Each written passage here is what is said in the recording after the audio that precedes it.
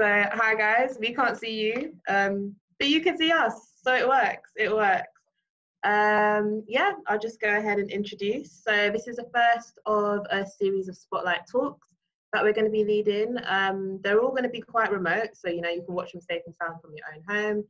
And I actually happen to be in the Spotlight building today, which is great. So we're introducing that as well, but you guys are going to see it for a while. And we have, to kick it off, we've got Sace Holmes-Lewis. So he is the CEO of Mentivity, which is a mentoring program, and also a youth rights activist. And, thanks, Sace, for giving us your time. He's actually been quite busy today and has actually made it down just in time. Yeah, brilliant to have you. So just to kind of sum up, we're going to have Sace talk about his experiences and introduce himself. And just a reminder, if you do have any questions, please put them in the chat because we can both see them and we'll try to make sure that they're all answered for you. So Sace, I'm going to hand over to you. Okay, cool. We've got a bit of static, so I'm just looking for my headphones so I can get... Oh, no worries. I should also add, there was supposed to be two hosts. It was me and Kwame, but Kwame has a busy lifestyle. He has a business to run. Things happen. We're hoping he'll make it in. That's fine. That's no problem at all. How's it going, everyone? Yeah, my name's Sace Holmes-Lewis. I'm the founder and CEO of Mentivity. Hope you're all good, enjoying the weather. Yeah, a bit of a manic day, but I'm here. So yeah, I'm just going to get into it. So I'm going to introduce myself, just detail my story.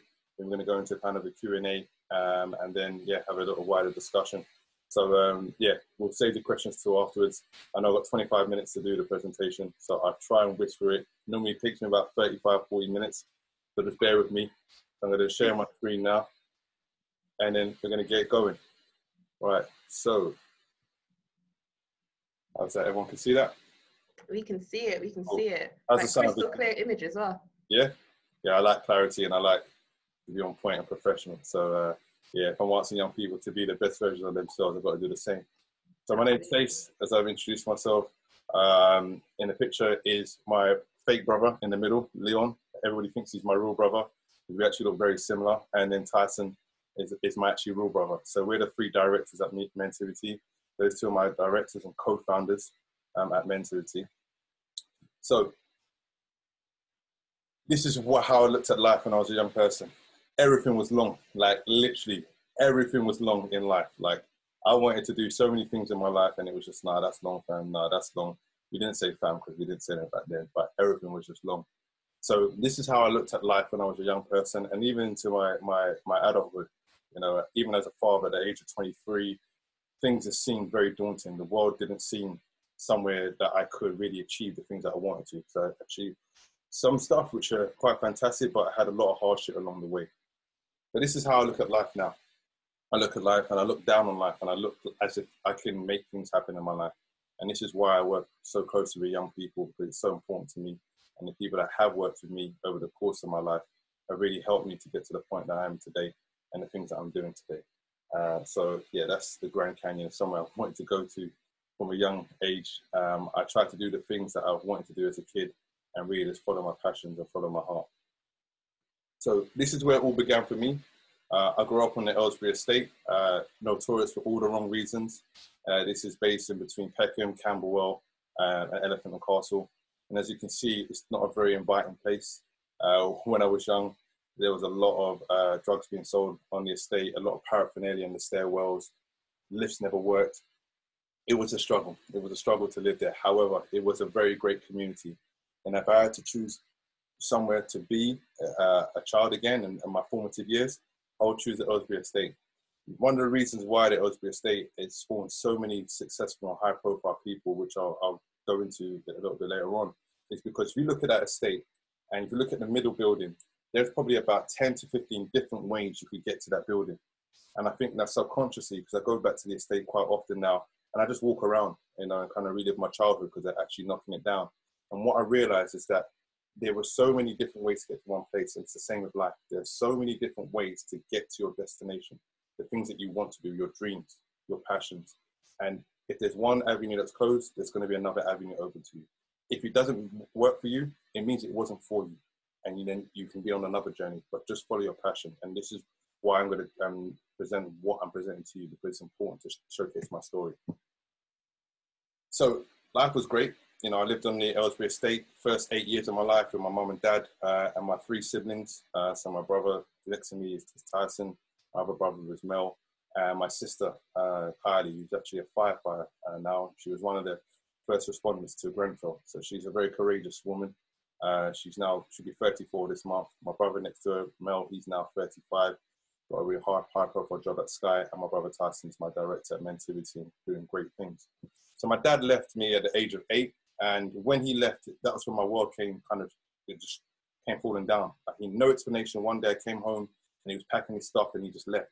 And it was like, okay, right, my superhero is just thrown out the door, no excuses, no nothing. Like, he didn't even talk to me about it. And I was heartbroken because my dad was my superhero. And that's when I started to encounter the problems that I did in my life. I became quite emotionally unstable. I was really struggling with the fact that I wanted my dad around, but he wasn't giving me the time of day, and he was coming in and out of my life. And that's something which kind of plagued me for, you know, most of my formative years and my adult years as well, just really trying to get that love from my dad and understand. So at that time, I found football and I found myself a fake dad, and the fake dad was Ian Wright. So I love this guy. Literally, Ian Wright just epitomizes everything I want to do in life. Like, he was and he still is my idol. I saw him playing for Crystal Palace, and then he moved to Arsenal, and I followed him to Arsenal, and I wanted to be a professional football player because of him. So once I started kind of delving into his history, and I found out my birthday was the same as his, and I was like, oh my gosh, this is my destiny. I'm going to be a professional football player. And the thing about football is that football gave me a safe space, and it was quite therapeutic for me. And what I found is that whether I was upset, you know, whether my dad said he was going to come and get me, he didn't turn up, I could go out and play football, and I just kind of got that anger and the energy out. However, I couldn't play football at the time. So the anger and the frustration kind of followed me into school. So my behavior at school, my engagement at school just went right down from being a bright young person, very intelligent, wanting to do the work, didn't want to do anything. So Ian Wright, he doesn't know it yet, and I will meet him one day and I will explain my story to him. He helped raise me, and he was a real prominent influence in my life. So this is me, age 11, June 1994. Yeah, Pete the Harachis. Yeah, I had swag back then. The diamond socks, all my Jamaicans, you know about diamond socks. No shape up though. But yeah, this is me on the school bench, and I looked happy, but I wasn't. I was really upset with a lot of things, and a lot of pressure around being the oldest, you know, kind of the man of the house, and that was a real struggle. So I was just unhappy about a lot of things, and I couldn't articulate it. I didn't have good emotional regulation, so I was quite, you know, angry at school, loads of fights.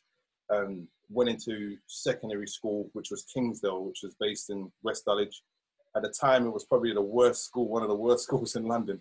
I remember we had security guards because there was a stabbing outside the school in '94. We had security guards. It was like a giant youth club. However, again, like the Aylesbury estate, if I had the choice to go to another school, it would be Kingsdale, because that school taught me everything that I needed to succeed in life.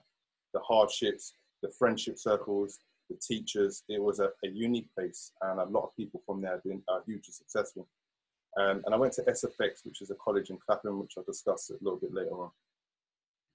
So when my dad left, I was on a 6-year journey of confusion, really struggling, like unsure, perplexed, bewildered, angry.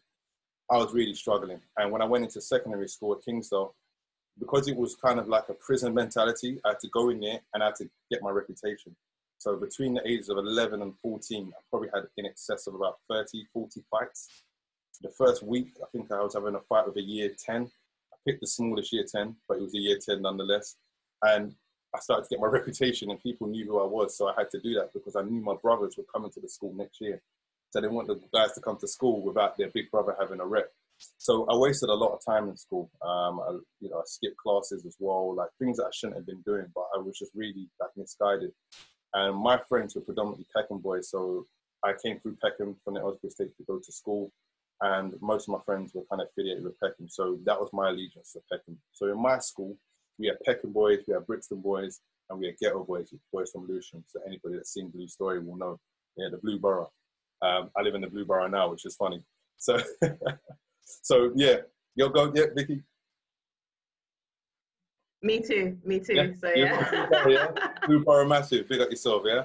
So yeah, literally just really struggling. And I was pretty delusional. Like I was struggling. Like I thought I was doing well. I said I wanted to be a professional football player. I was only playing for my school team and in my cage. I wasn't playing for a team. I wasn't doing anything. I wasn't really going anywhere. So in year 9, just before we broke up from school, this is probably, gosh, that was about 1997, 98. Going back now, guys. So I'm 37, so pretty old. But I remember going home from school, getting to Peckham. One of my friends got chased, and yet I actually saw my friend get stabbed in the back. And when I saw that, I saw the blade, I saw everything, and I was like, I'm not hanging around with you guys no more. That's it. I'm not involved. Because the one thing I know about me is that when things get on top, I take things to the fullest extreme. I'll go 0 to 100 because I had a lack of emotional regulation. And I knew that if that was a situation, I knew it would become a cycle and I would get involved in it. So I said, you know what, to my friends, love you guys, respect you, but I'm focusing on me. So over that 6 weeks holiday, I really focused on me. I joined a team called Red Lion, joined the team over the summer, and I found football at a crucial time in my life. I set myself some targets going into year 10, getting my GCSEs, getting my year colours, then becoming a prefect in year 11. I set these targets and I totally moved away from my friends. So when I got back into year 10, my friends are trying to hang around me. I'm like, no, I'm good. No, I'm good. So what happened was that my friends actually turned on me because they said, oh, you think you're better than us. You think you're this and that, just because I was trying to sort myself out. So I actually only realized this about 3-4 years ago, but I actually got bullied for a whole school year. Me, like Sace, the guy that was like, everyone knew, like I got bullied. And it wasn't just my friends from Peckham, it was boys from Brixton, boys from Lewisham, from Gell. It was a madness. So I was going to school every day, having my brothers in the school, and I'm having to fight, and also fight for them as well, which was mad. And because I was playing football on Sundays, Mondays were very difficult for me. I would basically feign and fake injury and tell my mom, oh, my ankle or my knee's hurting, and I didn't want to go to school on a Monday. And I looked at my journal the other day, and it was like, madness, the amount of absences because of football injuries. And I was really struggling, but I had to still hit it head on. You know, I couldn't, miss out on school. So that's me there, the bottom left. You can see my mouth is always open, always smiling. That's just me. So when I focused on football, I realized, I was like, I've been wasting so much time. I was like, you know what? I'm now focused on school. I feel like I've got direction. I'm getting fit. I'm making friends. I'm actually working towards my dream. And what happened is that I dedicated myself entirely to football. I'm talking like entirely. Like at 13, I was slightly overweight and I didn't even know because I used to play every sport. Like I was a good cricketer. I play any sport. I'm a sportsman, but football is the one that I chose. So what happened was that this group of boys were a mixture of boys from East London, from Peckham, from Lewisham, and my manager was actually from Peckham, and his brothers, and he was quite notorious in Peckham at the time, but he wanted to create a better path for his brothers. So his name was Abdullah Ben Kamar. He's a legend in Peckham, and people know him because he's done so much. He's reached thousands of young people, and impacted so many people's lives. But I've become really close to him over that time, and someone that became a role model and mentored me. So he's one of the inspirations behind Mentility. So my team was very successful. We were winning games, we were winning leagues from the Tandridge A, Tandridge, we were doing great. And I went into college at SFX and I felt focused, chose A-levels. A-levels were the wrong thing for me. I had no one giving me information. I should have done a BTEC Sports Science and done a football academy at SFX. But what happened is that A-levels is about independent learning. No one told me about this. So I was in school just doing whatever I got to do. And I go to college, you got to read this book, you got to read that book. Teachers put me on the spot in English. I picked English and German. I'm looking at, I didn't read the book, mate. I didn't read the book. And just feeling like an idiot. So I also didn't get enough GCSEs. So I had 5 GCSEs. I got B in German, B in PE, double C in English, and a C in maths. Now, I was supposed to get 10 A to Cs. I was intelligent, but the time that I wasted between year 7 and year 9 caught up in me. And I had to work really hard to get my C in maths. English, I was supposed to get A-star. English is my thing. And I read To Kill a Mockingbird in the exam. That's how I wasn't taking my life fully seriously. So getting 5 GCSEs was good, but I got a B in German, higher than English, so that tells you something. But I enjoyed German. I loved PE. So when I went to SFX, I had to do science, and also we had to do religious education because it's a Catholic college. So I didn't go to RE on Friday evenings, because I used to go and meet my girlfriend early from school. So what happened? At the end of the first year, they kicked me out because of it. So basically, I'm a college dropout, yeah? So I only realized this a couple of weeks ago that I got dropped out of college. Like I got kicked out of college. And I had to go to another college in Woolwich called Greenwich Community College. And that was a nightmare because what happened, I was doing sports science, but I was in the class with like 35 and 40-year-olds. And I was 17. It was a nightmare. It was so dead. I wanted to be back at the social college at SFX. I realized that I made mistakes. And I just started really focusing on my football and my education because my brother was with me at college as well. So I made the step up to semi-professional football in the year 2000 at the age of 17, 18. And the guy right in the middle between the two white boys is my best friend, Rebo. He's like a brother to me. We were friends from 11. We went to school at Kingsdale, and he was someone that was so positive. And me and him just came together and really pushed each other in terms of our dreams of being professional football players, but being better people and focus on our education. So Rebo was like, Sage, you need to step up. You're a good player. You should be playing semi-pro. You can go pro. Like, I just didn't have the confidence. So Rebo, man, like this guy is a legend. So his story is going to come up a little bit later. So in 2001, I dropped out of college again because I got approached by Howard University. I played in a game against them over here with Rebo. We were both centre-back partners, and we played an epic game against them, beat them 2-1. Now, Howard University is a historically black college and university. So back in the 1800s, everything was segregated in America. Education, healthcare, entrances to food shop, like everything was segregated. So this is one of the oldest black universities in the United States.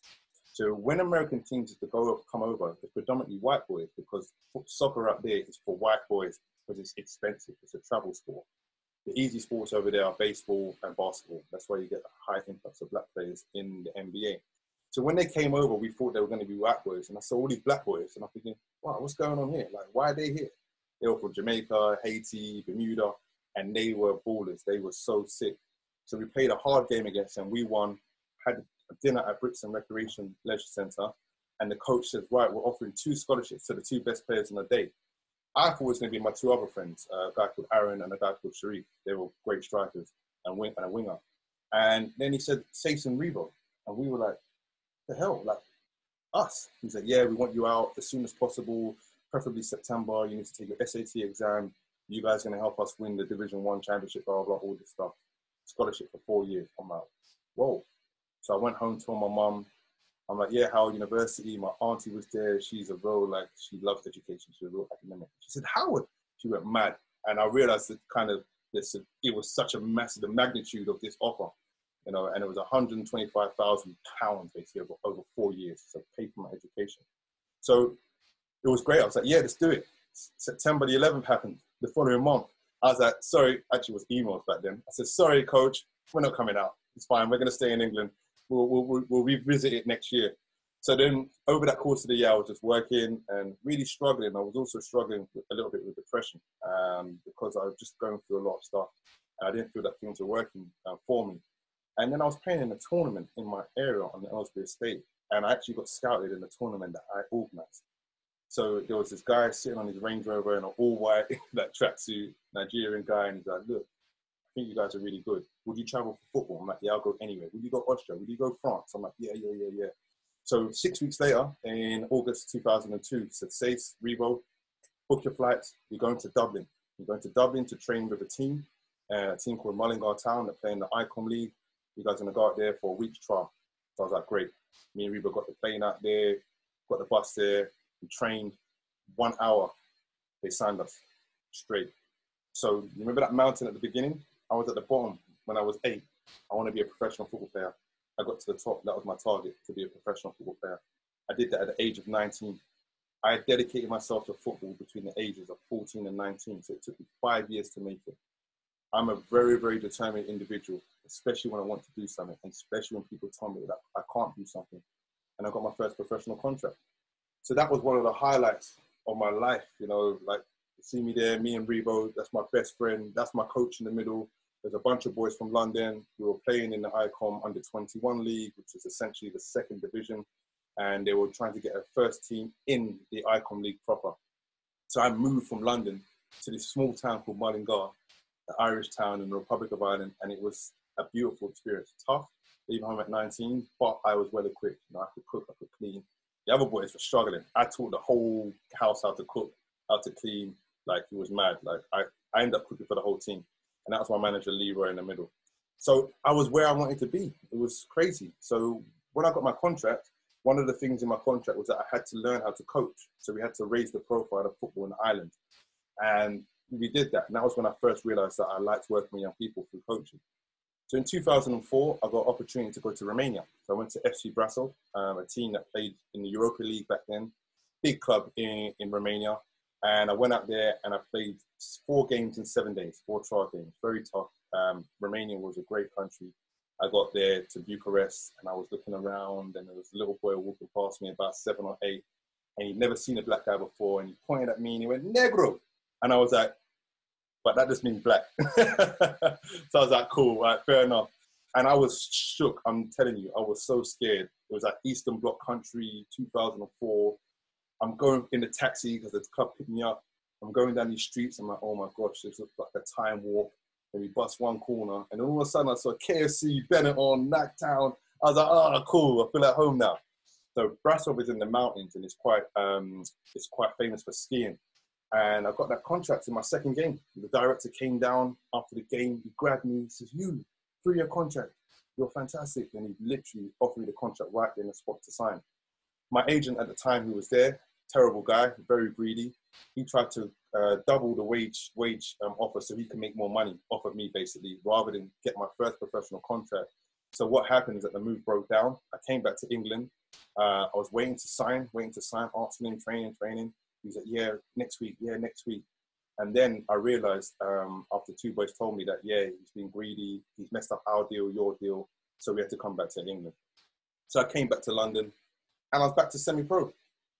Felt like a million steps back, and that's me in the middle. Like, I was in great shape those times. You know, look at the size of my legs. I totally missed the ball though. So yeah, but I'm a centre back and I can play midfield. So it was a very difficult time. So at 2004, I came back, me and Rebo took our SAT exam, focused on going to Howard University, sent off our transcripts, everything came back. Rebo's letter came back, "You've been accepted, we need you out in September." My letter came back, I'm like, "Yeah." "No, you can't come out." I'm like, "Why?" "You don't have enough GCSEs. So it came back to bite me. The time that I wasted in year 7 to year 9, and also year 10 and year 11 came back to bite me all those years later, because I didn't have what? Science. And the reason why I didn't have science is because I didn't like my science teacher, who was also my tutor. So I didn't do the work. But who did it impact? He was still getting paid. He was the head of science, but it came to bite me. So we tried to get everything going. I was supposed to go out in December 2004. Rebo went by himself, very difficult. And then this happened. Oh, let me go back.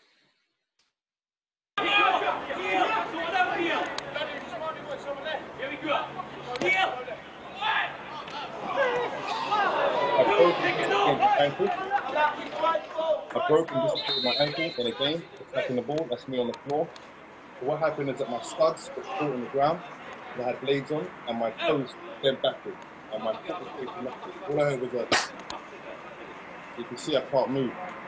And at that very moment, my mum's words came into my head. "Don't put all your eggs in one basket. Football's not all, it's like education, blah, blah, blah." Oh. Everything was done.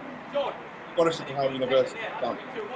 At that time, I had Reading FC watching me at one time. Done. Oh, Stacey, we can't hear you over the audio. Can you hear me now? Yeah. Sorry. So I've broken, dislocated my ankle. Everything was done. All I heard was my mum's words. "Don't put all your eggs in one basket. Education's important, blah, blah, blah." I'm like, "Yeah, mum, injury." Killed it. If you look at my foot, you can see my left foot is flopped over. It was dislocated. And I started crying, not because of the pain, but because my life was done. I knew it was a wrap. I knew it was over. I was 21. I was just turning 22 at that time. 21, playing excellent football in the Ryman Div 1 league, playing first team football. It was a mess, absolute mess. So I remember being in the ambulance, and it was so cold that day, 26th of October 2004. Never forget that day. But this was the start of another 2 years of struggle. So what happened, because I came back from Ireland, I didn't have a room to stay at my mum's. I actually had to sleep on the sofa, essentially. And I didn't really have, much going for me. I had a little job working at after school club, doing a little bit of coaching. I got my FA level 1 just prior to that. But what happened is because I didn't have the outlet of football, I started hanging around with the same friends that I left behind. So I started getting into the same kind of, silly behavior and just putting myself at risk in certain situations when I shouldn't have. And that's the power of following your passions. Because if you don't follow your passion and have something to do, you are going to you're going to be idle and you're going to get yourself into certain situations. So in 2005, I recovered. It took me 10 months to recover. I got back doing well. Then I had another knee injury, a meniscal tear of my knee. And then soon after that, I had a kidney disorder called nephrotic syndrome, which is something you can die from. Normally you have it when you're very young or you're very old. I had it in my mid-20s, and it was something that could be very fatal. There was a very famous rugby player called Jonah Lomu who died from complications linked to nephrotic syndrome. So basically, I had to go on a course of steroids, which basically stopped me from releasing so much protein into my urine through my kidneys. And I was on the renal ward every week, getting checked up. And the side effects of the prednisolone, the steroid, was weight gain, and also my muscle, that atrophy. I lost all my muscle. So I just went into a bout of depression. I was struggling. But when I was at my lowest point, the best thing ever happened to me. This guy, my son. So in 2006, my son Cam was born, and that's when I realized it wasn't just about football. It was about now me giving back to the world to make it a better place for him. And that's when my life changed forever. And that's when I started focusing and working with young people. So remember Rebo? This is Rebo graduating in 2009. So between 2006 and 2009, I worked in the school as a teaching assistant.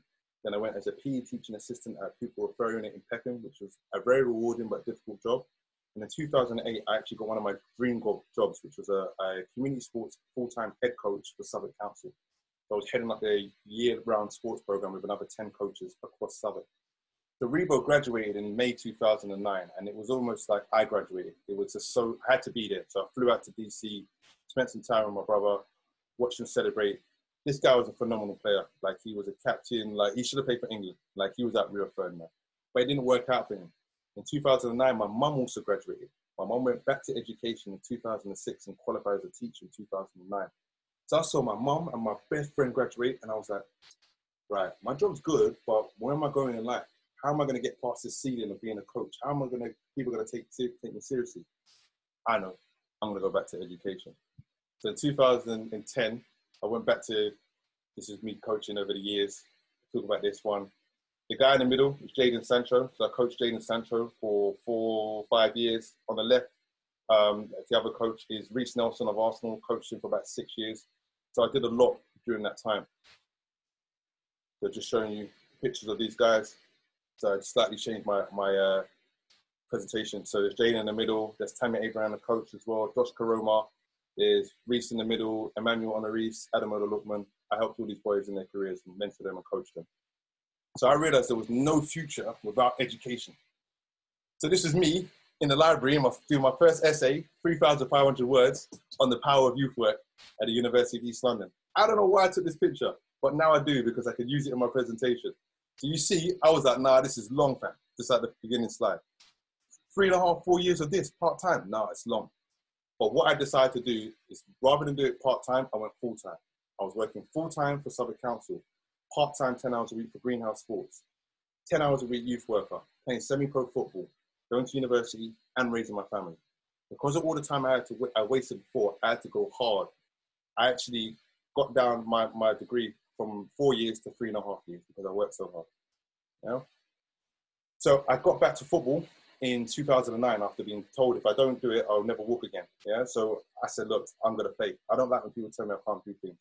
So you see here, I've got the captain's armband. This is the best football I've ever played in my life. I was playing semi-pro, playing with a lot of ex-pros, and I was doing so great. So in the following year, I got scouted to represent one of my countries. I'm from Barbados and Jamaica, and I got asked to represent Barbados whilst I was in Barbados for Carnival. So I was actually there on holiday, and then I got a message on Facebook, and it said, Sace, can you come down to training? We heard you're in the country. I'm like, yeah, this is a definite hoax. I went down and I realized it was legit. So I trained and I got into the final 23 and I was actually named captain to represent Barbados. And this is a FIFA sanctioned tournament for the Caribbean Cup. And it was just, you can see by my face, I was gassed. I was like, oh man, like, you know, captain of my country was dope. However, somebody didn't send off the documents for my passport, for my Barbados passport. So I didn't make my debut, but it's all good. So that year, I mean, the 2014, 2 more years of work, I graduated at the age of 32. Now, this is one of the proudest days of my life. My mum was there, you know, I put my mum through a hell of a lot. I put my family through a hell of a lot because I'm just a bit of a rogue and a rebel. And I didn't even know this guy. I was like, nah, come here, man, hug me. You don't know what it took for me to get here. I was like so gassed and everyone was laughing. I was on the stage and like, get off, get off. But that was my moment, you know, graduating was so important. And that's what opened the doors for what I'm doing today. Yeah, I know we've got conscious of time, but I'm happy to go over, I don't care. So October 2015, that was my second keynote speech in Canada. So the year before that, in 2014, I was invited to go to Canada to speak at a conference. So one of my friends that worked with my brother who coached in New Jersey for a bit, he said, Sace, I'm doing a conference and I'm working with some people around youth justice and empowerment. I think it would be great to do a seminar. Would you consider coming out? So yeah, I do seminars all the time, cool, no problem. Send over my details. And I was actually in Brazil at the time for the World Cup, and he called me. He's like, Sace, they want you to be keynote speaker. I'm like, what?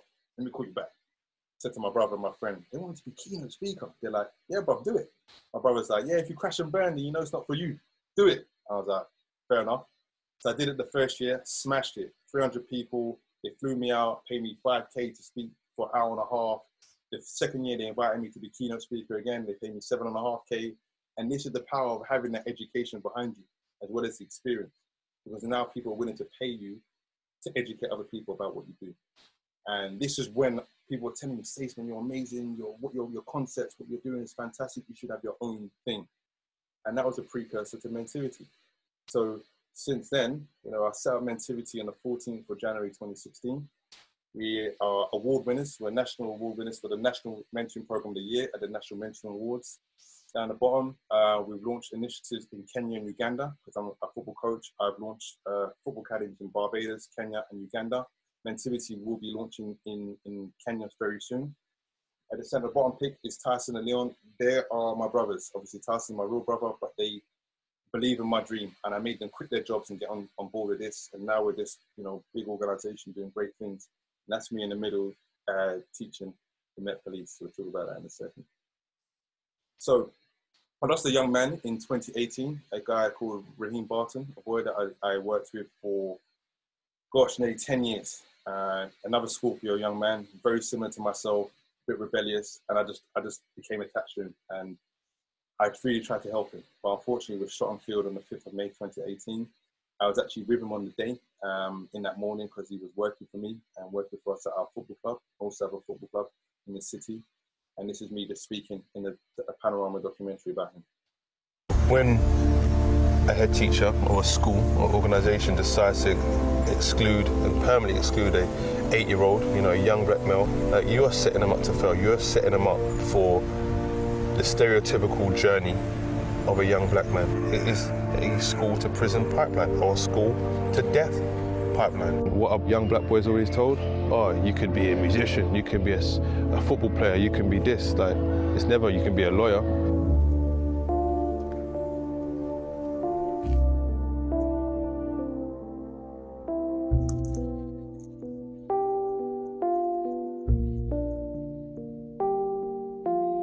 I didn't really know how to kind of process it. Just literally, I had my son and my girlfriend looking at me. Obviously, I broke down.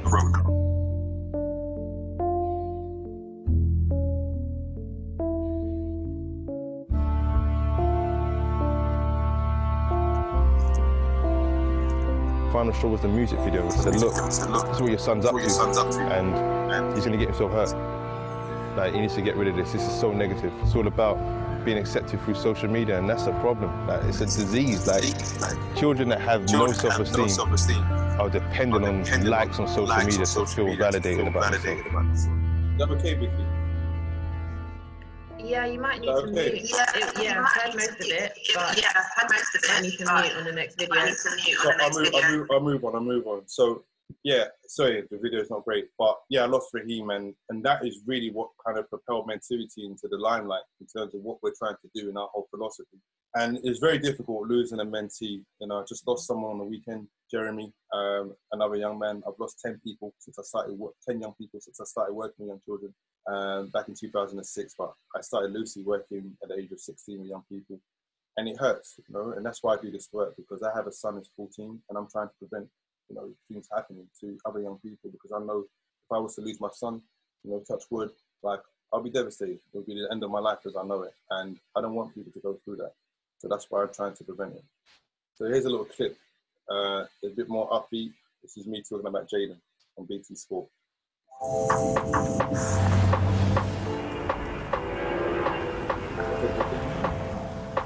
I'm so proud of Jaden. Growing up around here, it was tough. Sace Holmes-Lewis, Jaden Sancho's coach for the Southwark London Youth Games team. South London has always been notorious for producing good talent and good football players. It's like he felt the game and saw the game in a different light. This concrete jungle that we're living in, whether it was here, some of the cages in and around the area, or where he grew up in Kennington, everything was geared towards football. Jaden Sancho is trailblazing a path across Europe at the tender age of 18. Yeah, thanks, Vicky. So that's Jaden. Very proud of him. A lot of young players that I've helped, even at semi-pro level. I've used football to mentor so many young people. But also now it's about mentivity, which is about going to schools, early intervention, mentoring support, upskilling teachers to receive young people, working around cultural equity, around conscious bias. And it's basically creating a platform for young people to flourish. We've just launched a massive program with Goldman Sachs, so we've got a massive investment from them, and we've got going into a long-term partnership with them to actually help them around their diversity, inclusion and strategy, also the recruitment strategy, and getting young people from our demographic, from the Aylesbury Estate, areas like that, actually thinking about careers and corporations and being ready to be received into those organizations, and actually mentoring the staff and getting the staff to volunteer. So we've had a lot of high profile corporations, not going to say now, but they're very, very interested in partnering with Mentivity based on our philosophy and not the other way around. So we're at a very critical juncture. We're actually growing. There's so much going on. Like, I always knew that Mentivity was going to be phenomenal and it's going to be great, but not everyone saw it. So I've put in a lot of work, and it's basically a culmination of my life's work. Now, during lockdown, I was stopped and searched by the police, and I actually filmed it on Instagram Live, because I've been stopped and searched over 30 times since the age of 14. I was actually assaulted by a police officer at the age of 14, and I've had 2 other incidents where I've been assaulted by police officers too. And we never complain because we know that it's not going to be heard. You know, you see what happened yesterday in terms of Stephen Lawrence. No justice 27 years later. Now, we understand that the police and the Black British community, we don't get along. There's no relationship there. And rather than get angry like I always did, this time I thought, you know what? Let me school these guys. And here's one of the clips. Youth worker Sace Holmes-Lewis was stopped and searched during lockdown in May. He was taking food to a bereaved relative in South London. So searching my car for drugs, even though I told them what I do. They checked me and they've not found anything. No drugs were found. Like, you detain me because of what? Because of perception, because you perceive me to be something I'm not, which is just ridiculous. Sace runs a mentoring programme and knows his rights. He lodged a complaint. I understand that, but you know what's going to happen? I'm going to get you all in the room. I'm going to train you guys how to talk to young people. And so he did. Sace is now training new recruits to the Met Police in Southwark and Lambeth, and we were allowed to film part of the conversation. We talk about gang mentality. We've got gang mentality in certain areas, but then in terms of the police, we could also say that you guys are a gang in that respect. He wants to address the reasons behind why black people are being disproportionately stopped and searched. So, what is your perception of the black community? Seems open and fun and community-based in a way that I didn't grow up with.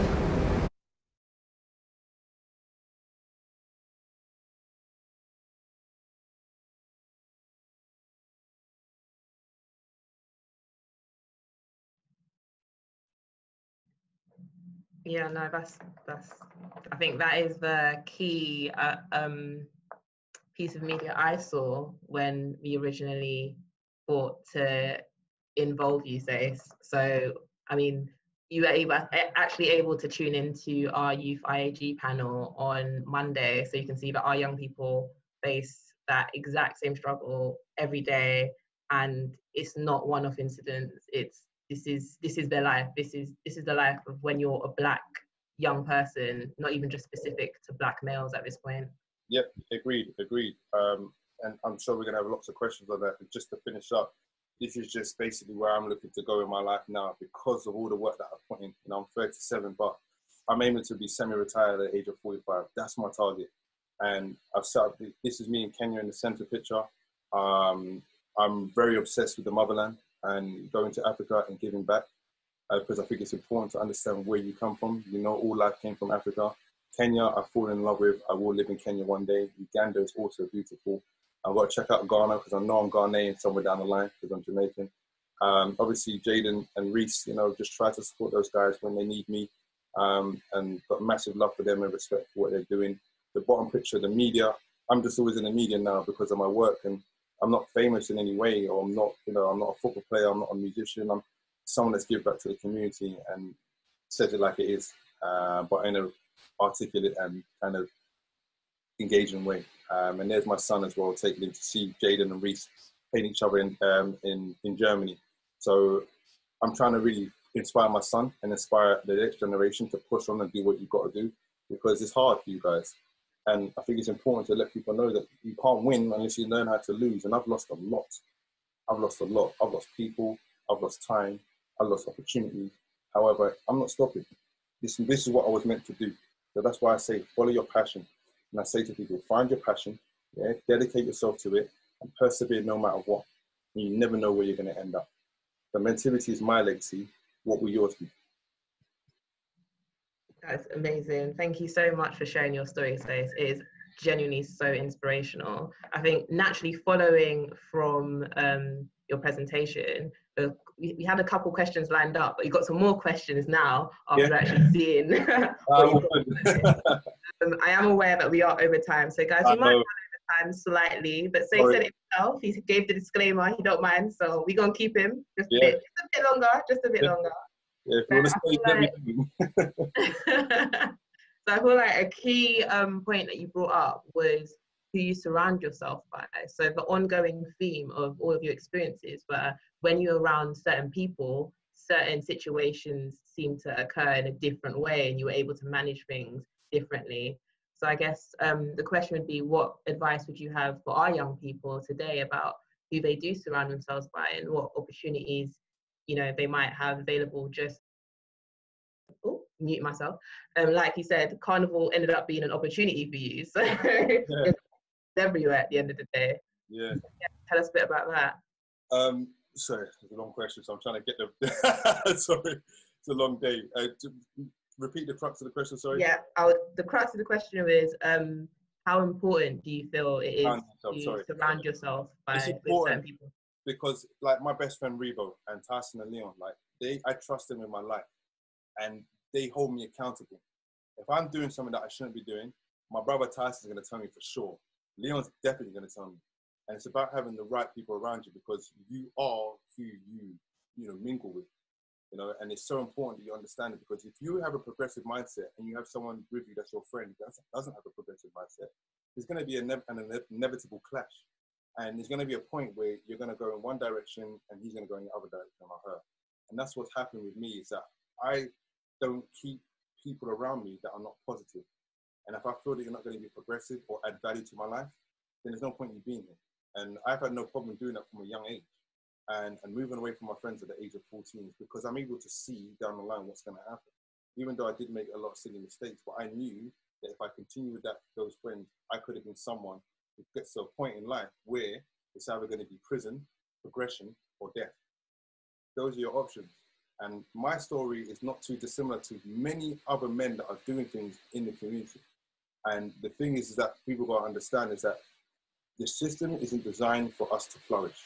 You know, 3.8% of the population, but doing massive things. And people think of British culture now, they think of Black British culture. They think of the Stormzy, Glastonbury, they think of these different things. The Hollywood wants all of our actors. So you got to understand is that what we have to do is keep breaking the mold. And the first mold that you have to break is your friendship mold. If you've got people around you that are not progressive, then there's no point in being friends. Absolutely, absolutely. I know during your presentation, you touched on your mental health a bit. And I know for a lot of Black young men, they might not be able to articulate that in the same way. And they might not be able to identify that there is a need for some kind of service for their mental health. So what advice would you have for any young Black person, or any young person really, that is struggling with their mental health? Definitely seek help. And I openly tell people, last year was a very difficult year for me personally. I just kind of experienced burnout, but I just think a lot of things that I didn't work on when in my formative years and my younger years has caught up with me. A lot of kind of trauma and things that I've witnessed and things I've never dealt with and things that I should have dealt with, but I didn't, because I thought I was being a man, sucking it up and carrying on with it. And basically last year it came to a point where everything just came falling down, and it got to a point where I was at rock bottom and the only way was up. So I really had to look at myself and look at who I was as a person and seek the help that I needed to get. And I did that, in terms of my family, but also professional help. I went into counselling. I've been undertaking counselling since May last year, and it's been the best thing ever. I did try it, at a young age. I mean, at 23, I was nearly killed. I nearly lost my life. And obviously I had the nephrotic syndrome, and that was something that could have killed me, but then someone actually tried to take my life.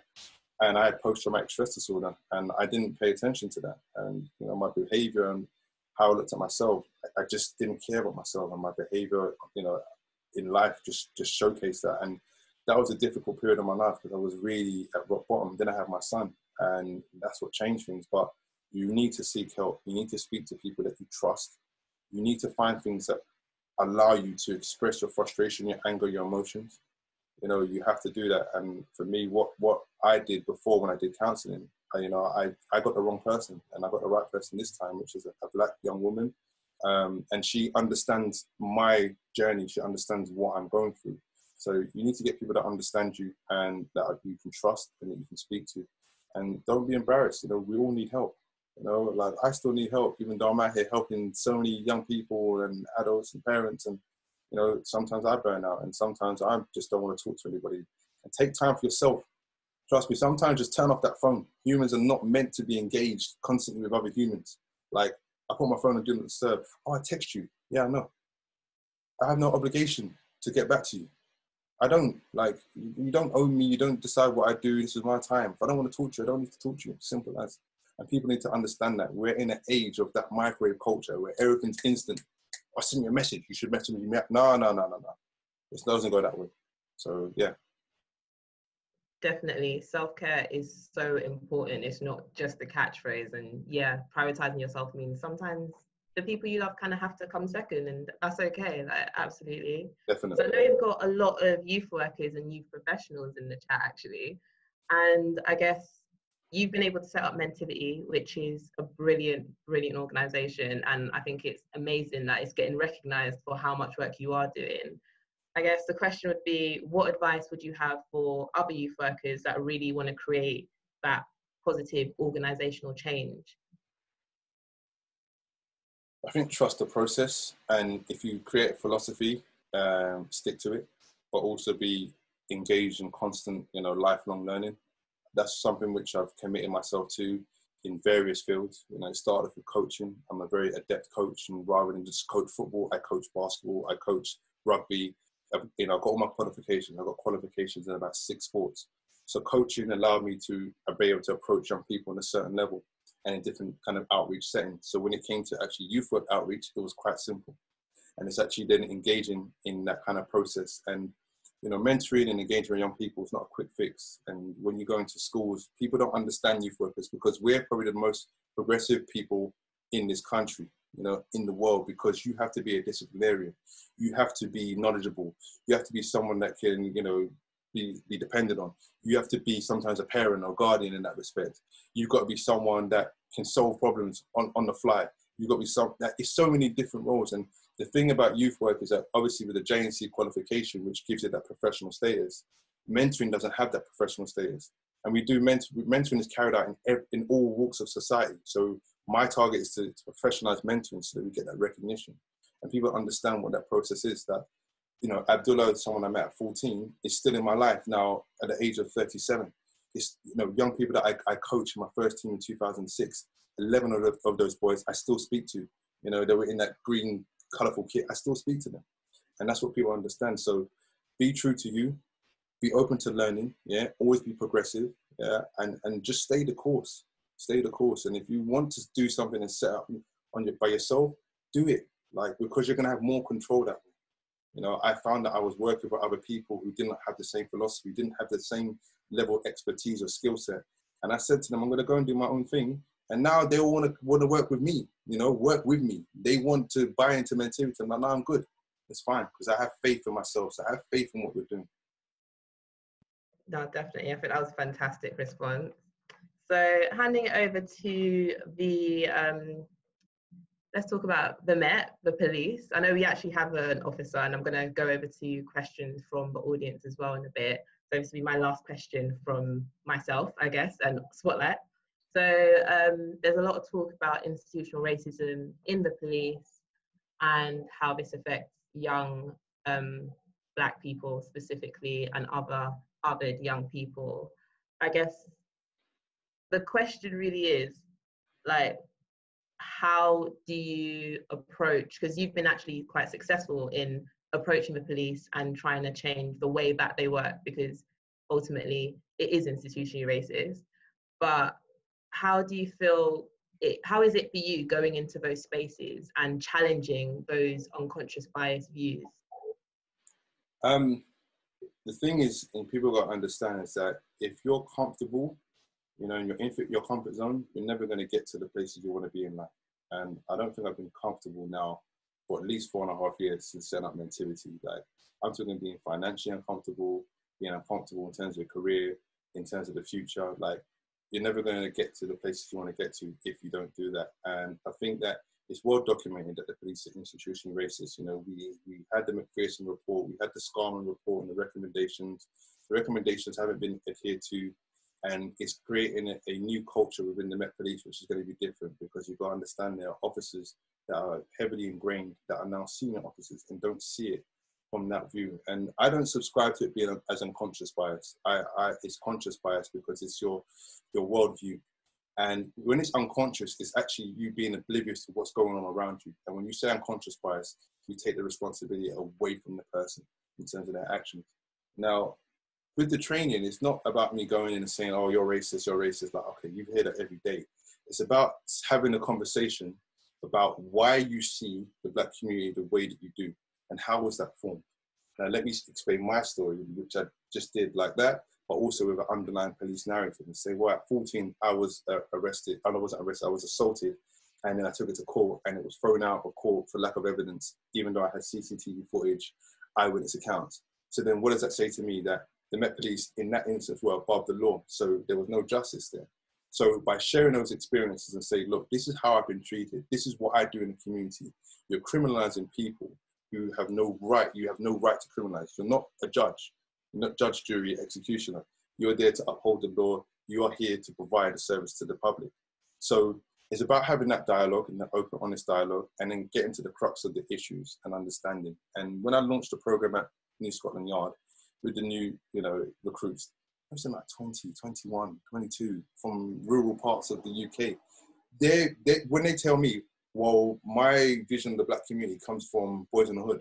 Well, that's America, okay, and the media. So it's like, right, I understand that. And then answering the question about who's ever had jerk chicken before in Brixton? I've never been to Brixton. I don't even know what jerk chicken is. And this is the thing, is that we are not entering into dialogue and understanding in terms of what different cultures bring to the United Kingdom and to Great Britain. And by breaking down those barriers via dialogue and being honest and saying, look, I'm not going to chastise you for your view, but I want to discuss it. It's a two-way education, but it's also learning from the police. How do they feel? I'm going to Brixton, I'm on the Summer Leighton estate, or I'm in Angeltown, and I'm scared. I've got 4 youth surrounding me. It's understanding from that perspective and understanding what they go through, because when police do something well, it's not celebrated. When they do something wrong, everybody's onto their case. So it's about having a balance, because ultimately it's the same kind of thing that's happening with the Met. And look, some of the things that they've done are unwarranted and shouldn't be done, and people should be convicted. If you commit a crime, you should be, for me. You know, we've had a number of custody deaths and only 1 prosecution. That doesn't say equality and justice for me.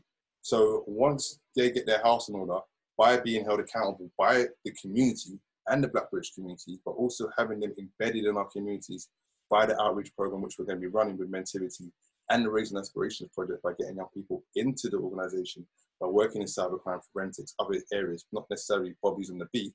It's now creating a cohesive community, and that's what we need to do. So it's the important thing is about two-way education, having dialogue. Sorry, I had to unmute myself there, but yeah, absolutely agree. So handing over to the audience, we're going to read out some questions from them. We've got quite a few, which is always great. It's always great. I'll take it. The first question from Anonymous was, how else do you change your mentality and behavior if you can't escape your environment? It's a good question. It's a good question. I mean, when you say escape your environment, it's the environment that's around you. You can also create your sub-environment, which I had to do, you know, by kind of moving myself away from certain circles and saying, look, it's difficult now because, and it always has been difficult, because when you have the socio-economic deprivation that we've always had in our communities, and then you come across someone that's saying to you, look, some fast money for doing this and doing that, you become embroiled in something which you're not even ready for. And the problem that we've seen is that so many innocent young people who have been kind of brought into that whole county lines or that kind of lifestyle, they don't understand what's going to happen to you.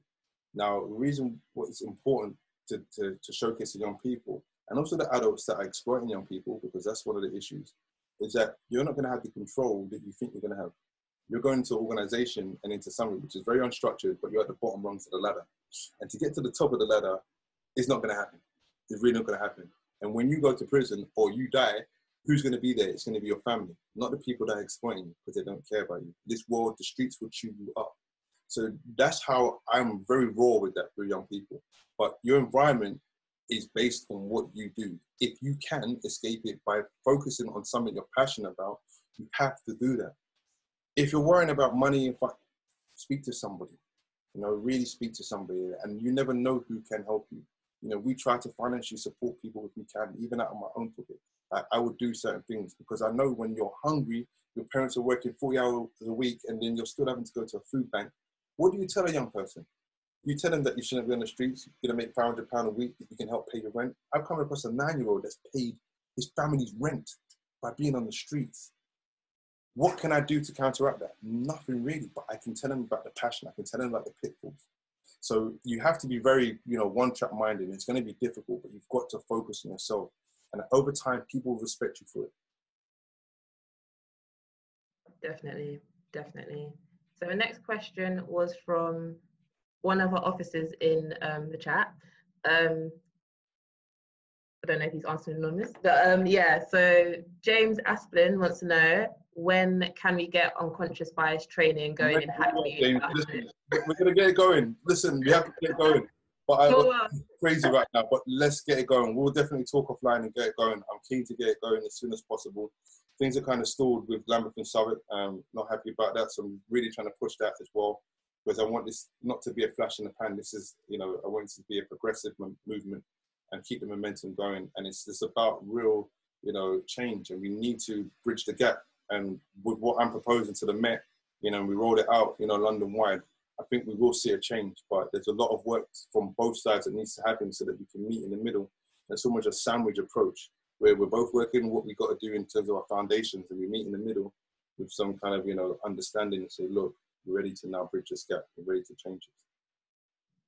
Speaking of bridging the gap, the next question was, why do you think the police, oh, this was from Fatima, why do you think the police do not respect youth workers or Black community workers? And I guess there's also a question there of, do the police actually respect Black key workers?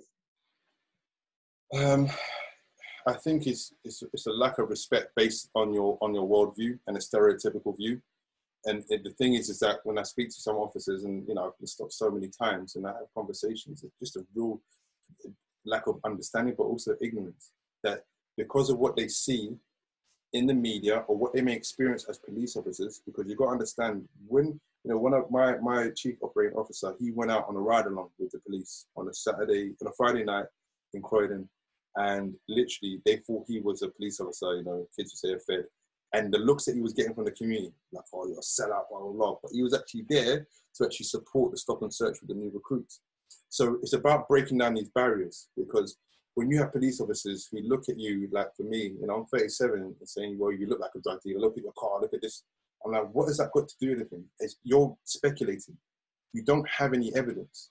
It's not based on reasonable cause. So you're not really doing what you're supposed to be doing. And I think once we understand to people, once people understand that when you're carrying out your duties, you're not being courteous, you're not being respectful, how are you going to earn that respect? And then you say, oh, well, we're not all the same. Well, it's the same as the Black British community. We're not all the same. We're not all out here committing crimes. There's a minority. There's a minority in the police force that are carrying out certain acts. So this is what we've got to understand. We can't say that everybody is under the same umbrella based on a minority's actions. So keeping to the topic of the police, the next question was from Yemi. And the question was, do you think if police in the UK were able to use guns, that there'd be a similar situation to how it is in America? I do think so, unfortunately. You know, I've had a gun pointed at me, you know, automatic, you know, weapons pointed at me in the city under terrorist laws and stuff like that. In my coaching uniform, it's just like, mate, come on, like, seriously. I think we would, because we've seen the tasers, the taser use, and I think it's a lack of social capacity in the officers and understanding who they are actually policing and actually de-escalating situations, because conflict with a police officer almost, you know, 8 times out of 10 from my experience goes there.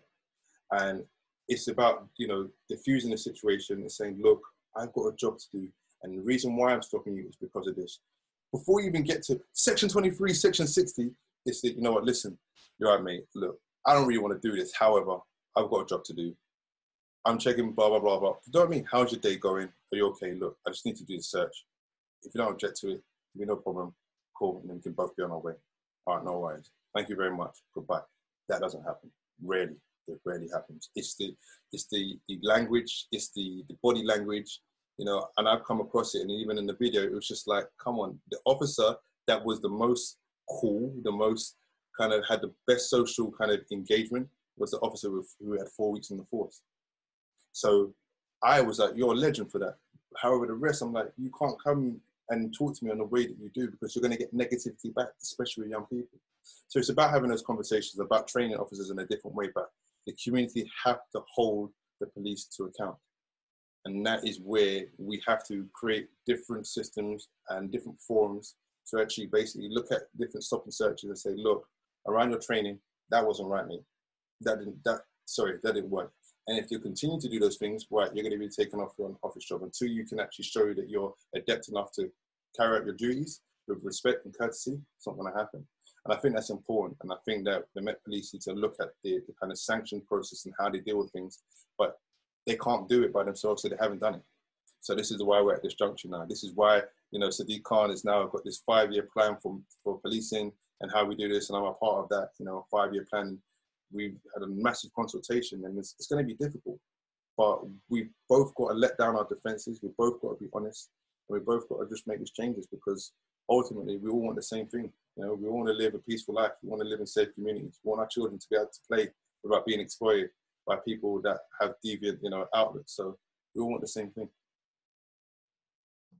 So yeah, saying that, we've actually got a question from Ade, who used to coach back in the day. Wait, Ade. Yeah. Small world, guys. Suffolk, you South London.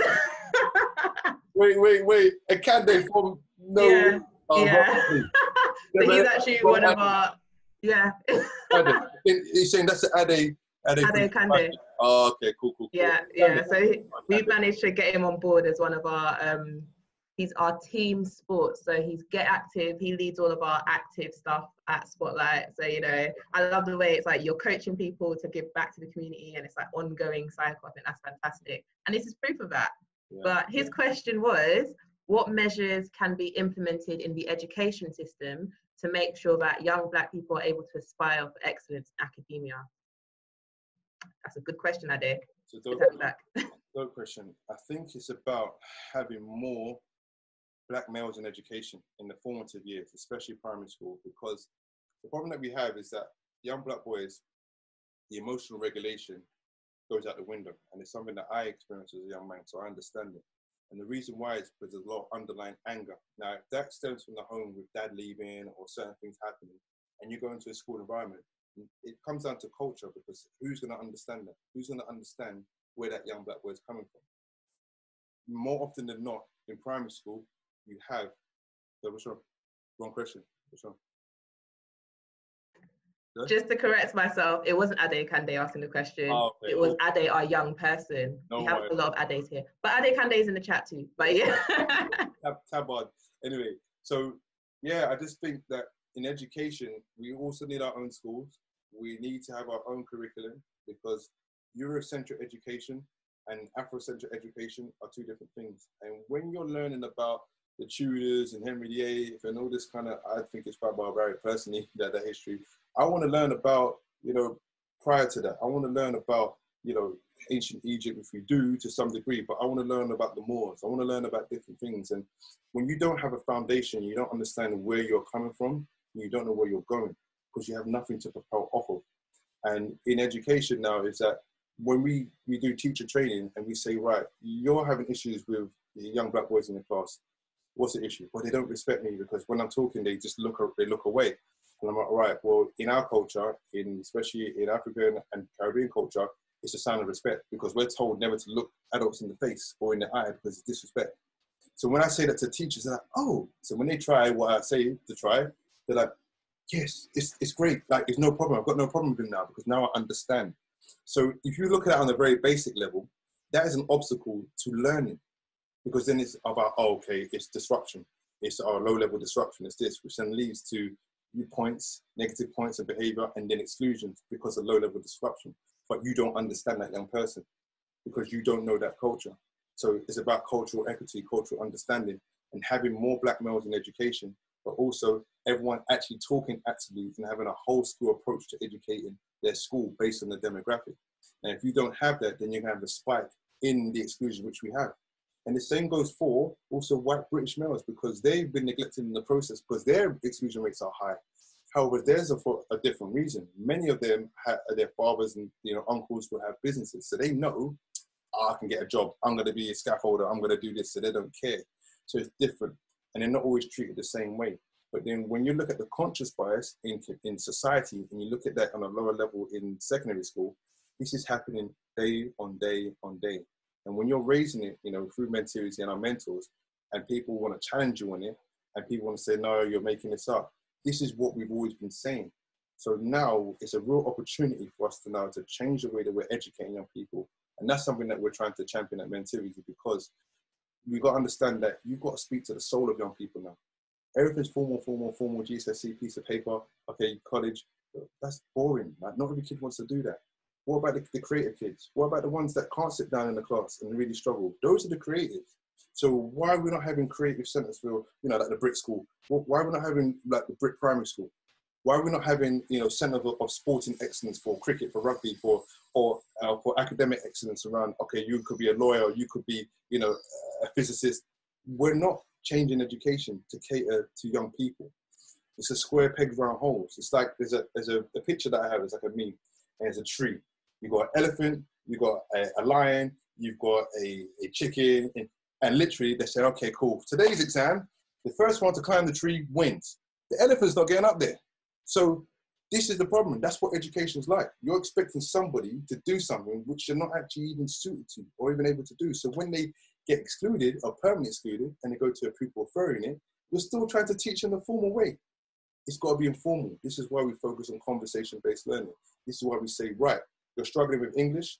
Okay, let's watch an episode of Top Boy. What's the underlying themes? Why did that person get into that problem? Okay, and these kids will write pages. Time to change education. We cannot have our adult hats on and our own agendas around education, because young people are going to fall by the wayside and they're going to be exploited by other adults and deviant adults in society, and then get embroiled in county lines, and then some, prison, death. This is what we've got to do. We have to change it. There's a lot of work to do. Absolutely. I think you touched on it in your presentation as well, talking about A-levels weren't for you. And truth be told, A-levels are not for a lot of young people. So I think there's an analogy from Rivers Coaching. So they're kind of like, I don't know if I'm saying this right, abolitionists. Abolitionist. There we go. See, I did English. I did English.